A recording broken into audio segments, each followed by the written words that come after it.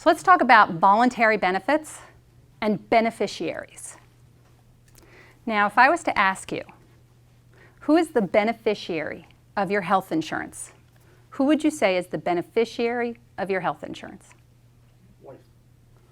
Spouse? Nice. Anything else? Me. So, no, you're not.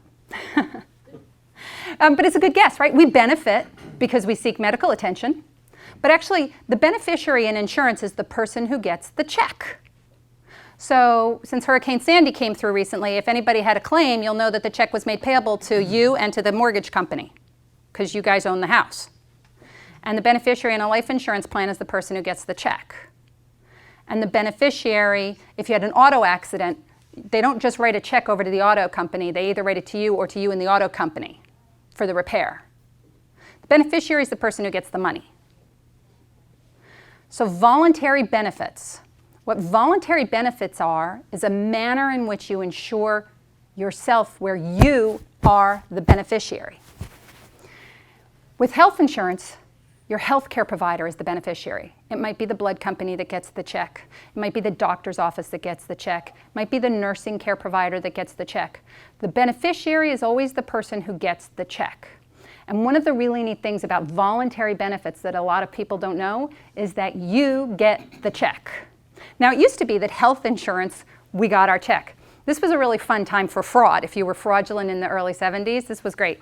So here's what you could do. You could buy a health insurance plan with Aetna. You could buy a health insurance plan with United. You could buy a health insurance plan with the Blues. And then you have an accident. Fall down the stairs, you get a hospital bill. You submit it to the Blues.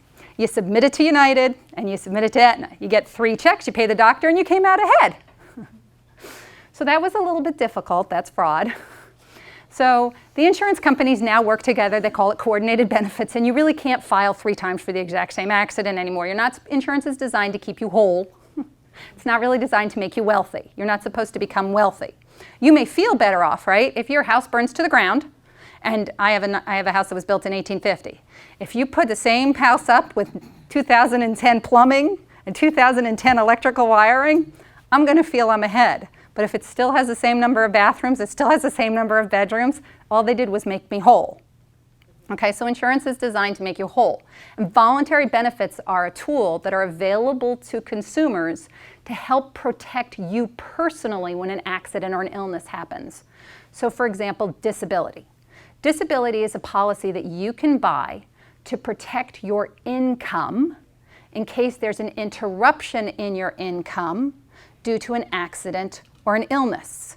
You are the beneficiary. The check comes to you. You can spend that money the way you please. It's not designated for some third party. That's what disability is. There are plans out there like cancer plans or hospitalization plans, accident plans. Because what happens, as I learned, when somebody in the family has a big accident or a big illness or even a little illness, you go from 2 people working to like nobody working.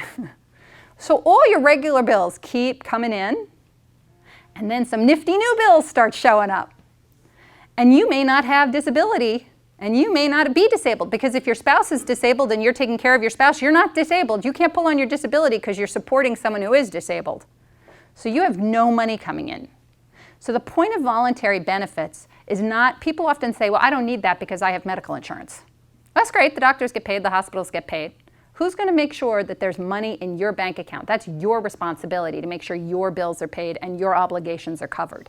And when people are talking about voluntary benefits, you're the beneficiary. The money is coming to you, and it's a way of keeping the household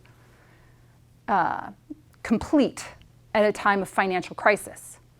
And one of the things that's real important as we move to an era of higher deductible plans is either you open a savings account where you put the money that you're saving into a savings account to protect you in the event that you actually have to draw down a big number like $2,500. Alternately, you pick up some voluntary benefits so that if you are admitted to hospital, you have money coming in. If you're really good, you find, well, I have a $500 per day deductible in the hospital. I want a $500 per day benefit that's going to cover that deductible up to $2,500. So one of the things that's really important to think about with health insurance and with your insurance portfolio is the role of voluntary benefits and how you yourself can benefit from coverage that protects your family.